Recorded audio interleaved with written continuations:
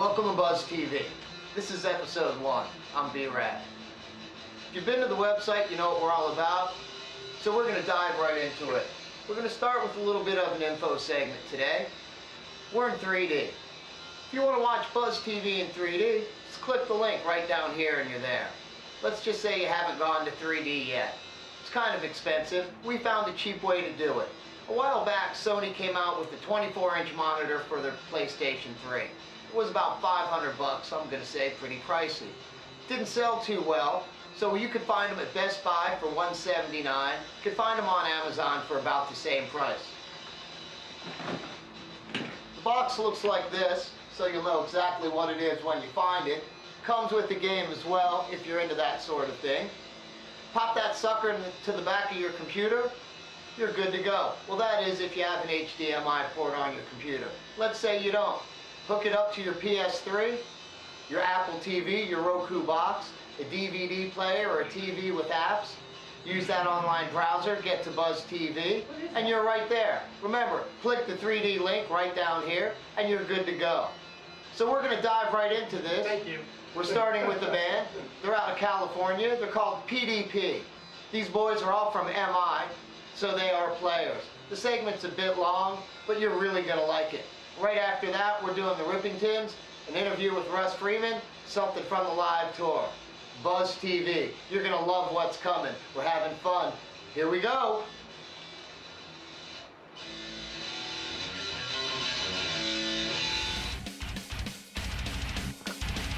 Okay, we're here with Buzz TV. We're doing something real special. We have PDP out of LA. Hey guys, first thing, let's introduce ourselves. I'm Dane Markinson, I play guitar. Greg Harrison, guitar and vocals. Kelly Tolliver, vocals.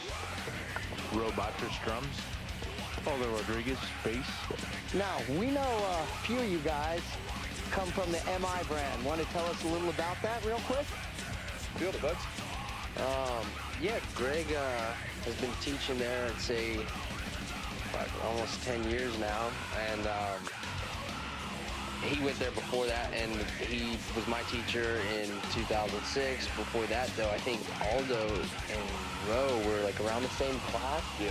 Like, We were all yeah, about 10 years ago or so. And yeah, and then let's see.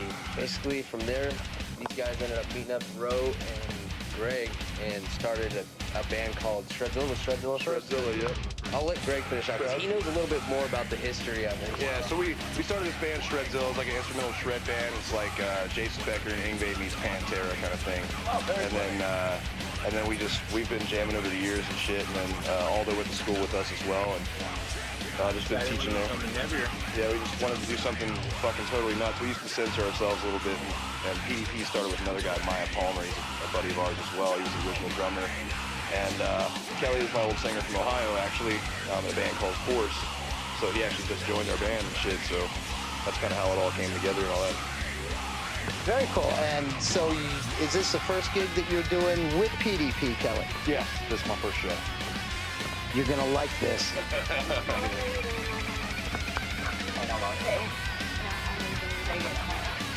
About 6 hours. Now, we heard about the Revolver tent. Seems like you guys are running the shredding class there. What's that all about? That's like every year at Mayhem Festival, we do guitar clinics, you know, for Revolver Magazine at the Musicians Institute.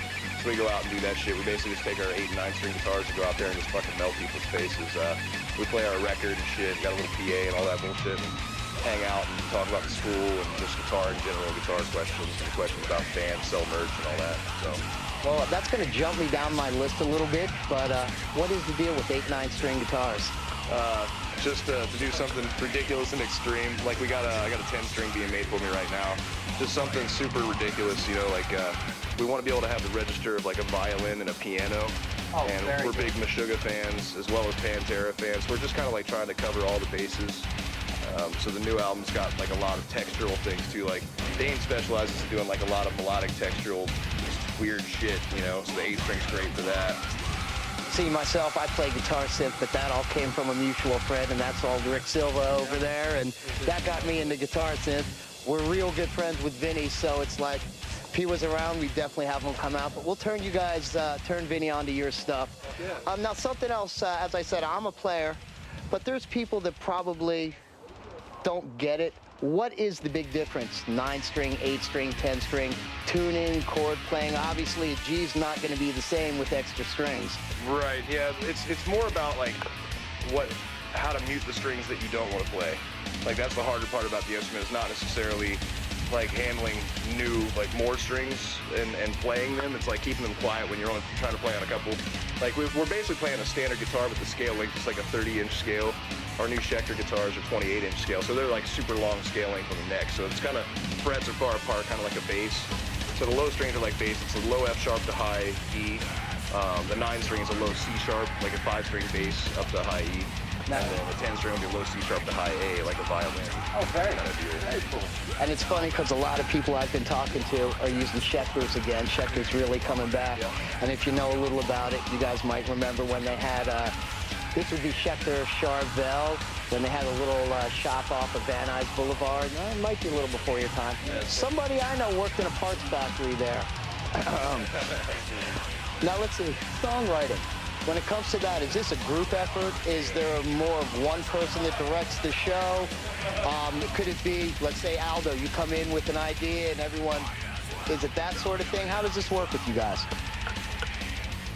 Well, I think a lot starts with Ro having ideas, right? Or somebody has an idea and we start from there, you know, so everybody throws in their input, you know. Songwriting, maybe Greg and I will get together one day, put our ideas back and forth at each other, see what works, what doesn't, that kind of thing. Now, recording. I'm assuming you guys get a little bit of a deal at the home, so it helps you out with a lot more studio flexibility. Yeah, Kelly's actually got a studio that I'm partners with, Heavyosity Studios, and we also have our own branch out in Burbank and in Hollywood as well. We kind of all do it ourselves. We're all engineers, like we do all the recording ourselves. So we use Logic, Pro Tools, Sonar, and yeah, Superior Drummer, all that bullshit. And tell me, let's hear about your studio. Where is it? Where can people find it? And It's in Ohio, Clinton County. It's the East Coast branch of Heavyosity Studios, located in Wilmington, Ohio. You can find it online. Just get on PDP's site, and there should be a link there, I believe.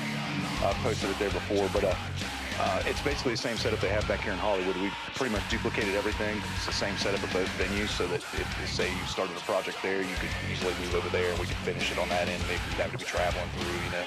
oh, no, So that's a great thing to have. Yeah. It really, really is being that flexible. And we got Pro Tools, and we have Sonar, so I mean, we have that flexibility to bounce between all that software and Logic. So I mean, it's a nice facility at both places. The one in Hollywood's actually nicer than mine. It's a really nice setup they have there. Cool, cool. Now, I know you're on Pandora. Where else could people just, let alone find in the site, hear you, find you, get some stuff, buy some music? Yeah, we're all over iTunes. All the main sites, Big Cartel, Bandcamp, yeah, CD Baby. You can CM Distros, another one we Century Media is where we like to send a lot of people. As far as just seeing what we're up to, pdpmusic.com, facebook.com/pdpmusic, and there's a bunch of other links that you could find like on our website or on Facebook. Or just Google you. Exactly. Yeah. YouTube us. YouTube works the best. Yeah. The first thing that comes up. We got a new video actually that we just released for the 4th track on our album entitled Mass Illusion. It's called Pile Driven. We'll be playing it tonight at the here at the Shine Saloon. And we want to get into that new CD. Tell us a little about it, what it took to get into it, what it's all about. Is there anything that we should know? And of course, we're shooting something in 3D, so you will see something off that album in 3D tonight. Fuck yeah. Well, it basically started years ago. The album kind of started off with me and Ro. The lineup was different a few years ago, but me and Ro have been playing a bunch of songs together for years. And it kind of took off when he got in the band and he got in the band. It was like, it turned into, we just started getting kind of fucking nuts with shit. We're like, let's just write whatever we want to write and fuck what people think. Just make something really ruthless. And that's how it should be. Yeah, and I mean, that's really what we did. And people really started responding a lot more than then I was trying to be like, well, people aren't gonna want to hear fucking, you know, ridiculous sweet pick guitar solos and shit all the time. It's like, even though that's what everybody knows me for or whatever, but I used to censor myself a bit like that, try to keep everything short and sweet. And then me and Rose started getting fucking crazy, and then we're like, well, we should bring in another guitar player, because I was the only guitar player. And then we got this guy on bass, so now we do like a lot of virtuoso style stuff. And the album's theme is about people being hypnotized by social media and fucking politics and shit corrupting people's brains and all that. It's not literal necessarily, like the translation of the lyrics, but you can kind of interpret everything however you want. But yeah, it all kind of came together. We did guitars first, then we did drums and bass. Or we did guitars and bass and then drums, I think. Something like that. And then I had to do the vocals because our singer at the time just didn't deliver. So we had to let him go, so I had to learn how to sing. And then that's what you hear on the record.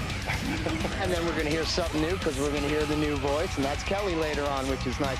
Now, just a quick question. Obviously, we have guitars with multiple strings. Did that ever get you to think, hey, maybe I want to start popping maybe a 5 or 6 string and do something a little crazy too? Well, I do play with a 5, but it's tuned a little bit fucked up, but it works. It's tuned a low B string, and then it's pretty much like tuned down a step and a half, and then dropping the 6th string. So it's B, F sharp, B, E, and A. Oh, that's fun. I bet you have fun just trying to tune that every night in general. So it's a whole step higher, regular 4 string. Okay, now I'm going to come up with something just different. Each of you, I want to give me 3 songs that no one would think is in your iPod, your music player or something. I mean, I could name some really wild stuff in my personal choices. Christina Aguilera's Beautiful. More? Yeah, just give me 3 off, just out of the people would never think that PDP or someone from that's listening to this. Believe me, when you look at me, you go, B-Rat's got Patsy Cline on his iPod. It's like, yeah, I got that in there too. Let's see what else. I got some gangster rap like Eazy-E and Was a ringtone at one time. Then I got pulled over and didn't use that for a ringtone anymore. and then let's see what else I got. Some Beatles, actually. A lot of Beatles tunes. I love the Beatles. Nice, bro. Wow, on mine, I'm kind of like you, man. You'd find the craziest thing on. I mean, you could even find soundtracks to show tunes. Like I listen to everything. So it's, I mean, the list goes on and on for embarrassing shit on my iPod. I'll do that. I have some of the first Aladdin cartoon movie soundtrack. And when you're rocking on a bus with guys and a whole new world comes up in your rotation, they do look at you funny. Kelly. Black Gives Way to Blue, Alice in Chains, theme track to Top Gun, and Dreamweaver from Gary Wright. Oh, nice. Nothing I listen to would surprise anybody. Just all ruthless shit. And what about you, Dane? Probably Family from Noah Gunderson, The Decline, No Effects, and I don't know, Black Sandy Beaches from The Deer Hunter. Cool. Okay, now let's just cover something real quick because everyone has them. And we see you guys are fortunate enough to really have a few. Endorsements. Who's endorsing you? Let's give them a shout. Keach Clothing. Keach Clothing. They're fucking awesome. It's keachclothing.com, actually, Keetch. Is it just keach.com now? Keach Clothing. Keachclothing.com. Yeah, they're fucking awesome. We should be wearing their shit right now. Is anybody? We will be. I got my sponsor right here, Thrust Drums. There you go, Thrust Drums. We got the Line 6 amplification or effects or whatever. We use the pod. Carvin, Schecter Guitar Research. They just hooked us up with their new 8-string SLS Blackjack, which is kind of based off of our requests from their last series of guitars. Diodario strings, Planet Waves, cables, and plectrum or picks. What else? Soul Tone cymbals. Am I forgetting a bunch of shit? How about the bass world? Yeah, nothing so far yet. How about anything you're interested in? Hint, hint, hint. Well, I like Ibanez bases a lot, so. Myself, I'm a big Ibanez fan. You know, I have a gem, so I do like their stuff. Also, Ampeg, hint, hint. There you go, Ampeg. You're gonna like these guys. We're giving another shout out. They're all from MI. We love MI. We're here with PDP. You're gonna see them later on. Thanks a lot, guys. We really appreciate this thing. Thank you, guys. You know where the fuck I'm at. ASX was pile driven.